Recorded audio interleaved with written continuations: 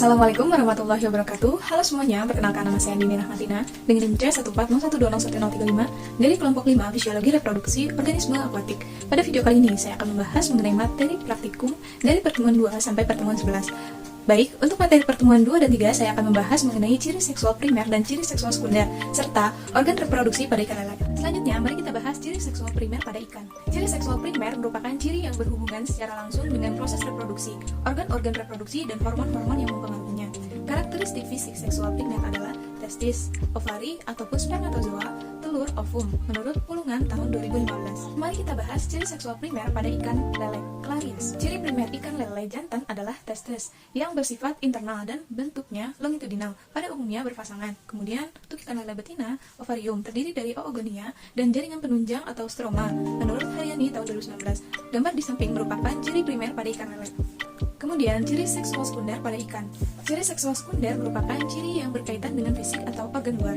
Dapat ditandai dengan membedakan jantan dan betina. Ciri-ciri seksual sekunder muncul pada kematangan seksual dan membedakan dua jenis kelamin dari suatu spesies dalam perkembangan normal menurut Miller tahun 2020. Ciri seksual sekunder dibedakan menjadi dua, yaitu dimorfisme, yang terdiri dari ciri morfologi, ukuran, bentuk tubuh, dan organ khusus. Selanjutnya ada dikromatisme, yang terdiri dari ciri, warna, dan corak. Selanjutnya, mari kita bahas ciri seksual sekunder pada ikan lele. Ciri sekunder ikan lele jantan memiliki alat kelamin yang tampak jelas yang runcing, perutnya tetap ramping, jika diurut akan mengeluarkan sperma. Tulang kepala lebih mendatar dibanding betinanya, jika warna dasarnya badannya hitam. Umur induk jantan di atas 7 bulan. Kemudian untuk ikan lele betina, alat kelaminnya berbentuk bulat dan kemerahan, lubangnya agak membesar, tulang kepala agak cembung, kemudian geraknya lambat. Warna badannya lebih cerah dari biasanya. Induk betina biasanya berumur 1 tahun. Selanjutnya, organ reproduksi pada ikan. Sistem reproduksi merupakan suatu proses dari cara makhluk hidup untuk menghasilkan dan mempertahankan keturunan, serta keberadaan jenisnya di alam. Reproduksi juga dapat dikatakan sebagai proses alam dalam usaha pengabdian spesies dan proses pemunculan spesies dengan ciri atau sifat yang merupakan kombinasi perubahan genetik. Sistem reproduksi pada hewan baik jantan maupun betina mencakup organ internal dan organ eksternal yang meliputi kelenjar dan saluran reproduksi. Selanjutnya, mari kita bahas organ reproduksi pada ikan lele. Organ reproduksi pada ikan lele jantan memiliki urogenital papila kelamin, agak menonjol memanjang ke arah belakang, terletak di belakang anus dan warnanya kemerahan. Di bagian perut, di stripping secara manual dan perut ke arah ekor akan mengeluarkan cairan putih kental, yaitu spermatozoa. Kemudian untuk ikan lele betina, urogenital papila kelamin berbentuk oval, bulat daun, berwarna kemerahan, lubangnya agak lebar dan terletak di belakang anus. Di bagian perut, di stripping secara manual di bagian perut ke arah ekor akan mengeluarkan cairan kekuningan berupa ovum atau telur. Materi pada pertemuan 4 adalah perkembangan gonad. Gonad merupakan organ reproduksi pada organisme akuatik. Menurut Jayadi tahun 2014, gonad berfungsi sebagai penghasil sel kelamin atau gamet. Reproduksi merupakan proses penggabungan genetik dari dua individu yang berbeda dengan jenis kelamin yang berbeda pula.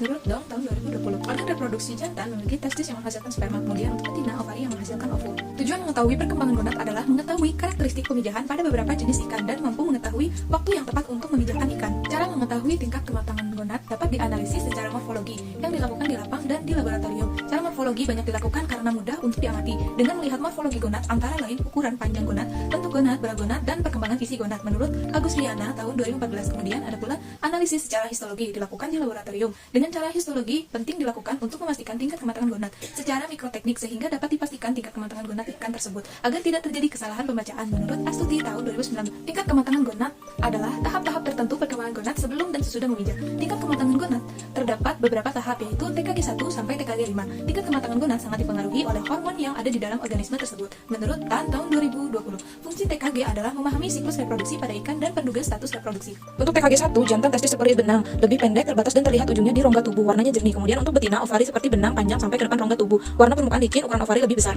Untuk TKG 2, jantan permukaan testis lebih besar, pewarnaan putih seperti susu, bentuk lebih jelas daripada TKG 1. Betina, pewarnaan ovari lebih gelap kekuningan, telur belum terlihat jelas dengan mata. TKG 3, jantan permukaan testis tampak bergerigi, warna makin putih, testis makin besar, dalam keadaan diawetkan mudah putus.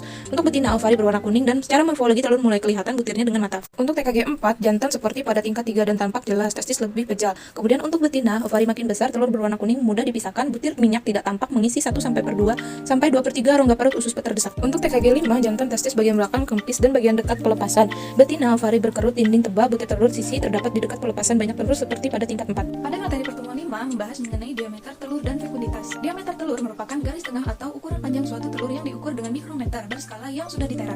Sebaran garis tengah telur akan semakin membesar seiring dengan perkembangan gonad. Menurut Fadila tahun 2018, diameter telur dapat diukur dengan melihat tingkat kematangan gonad. Diameter telur ikan bervariasi antar spesies maupun antar individu dalam spesies yang sama. Fekunditas merupakan kuantitas telur yang dihasilkan oleh organisme akuatik pada waktu akan memijah. Pengetahuan mengenai fekunditas merupakan salah satu aspek yang memegang peranan penting dalam biologi perikanan.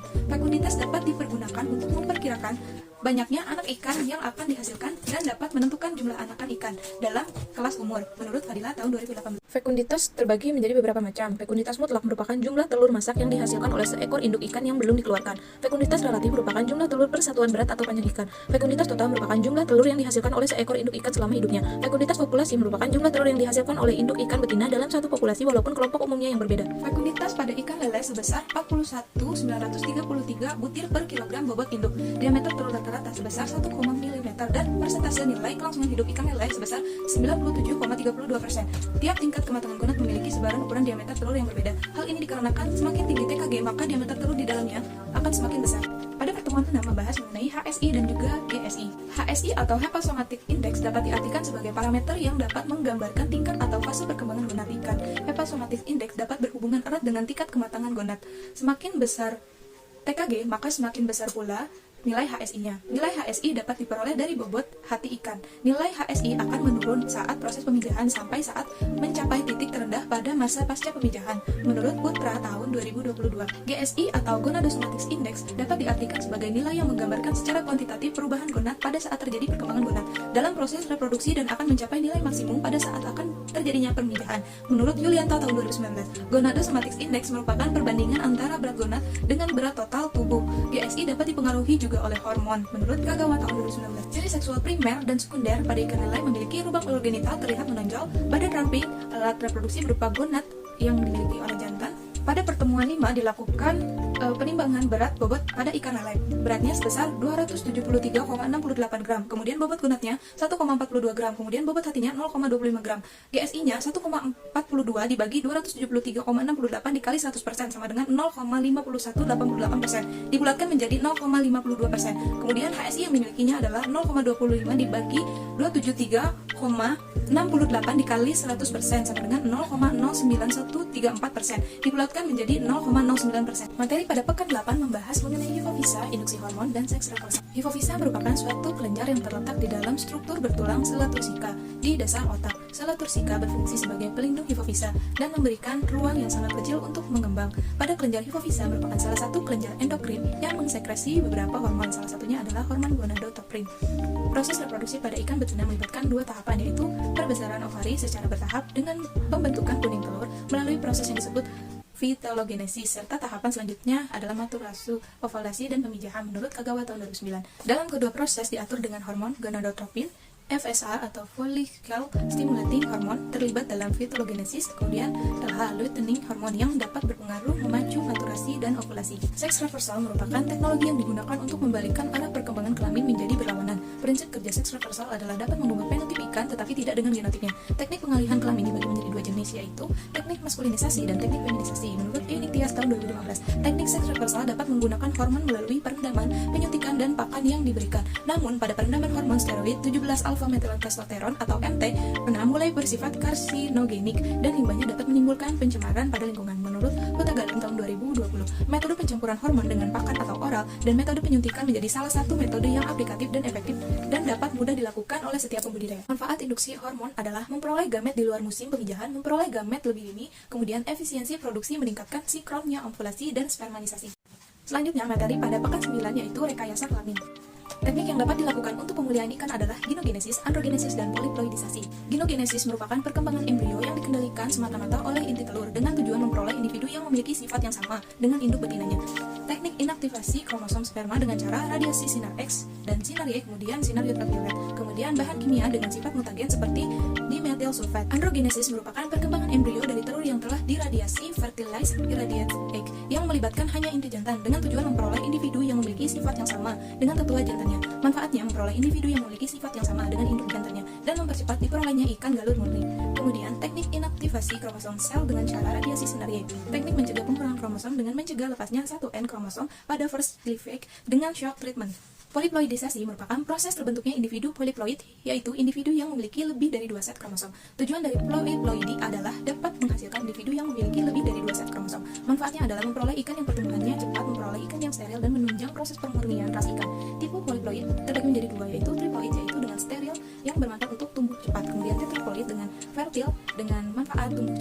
Pada materi pertemuan 10 membahas mengenai teknik bioasai. Teknik bioasai merupakan uji hayati yang dilakukan dengan tujuan untuk mengetahui toksisitas bahan pencemar terhadap suatu organisme akuatik.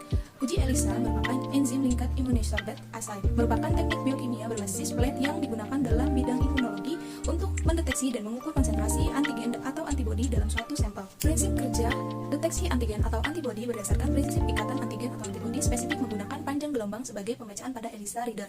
Manfaat ELISA adalah deteksi residu obat sebagai antibiotik nitrofuran, kemudian deteksi penyakit, bakteri dan virus, kemudian deteksi hormon, estradiol, testosteron. Materi terakhir yaitu pada pertemuan 11 yang membahas mengenai pengawetan gamet.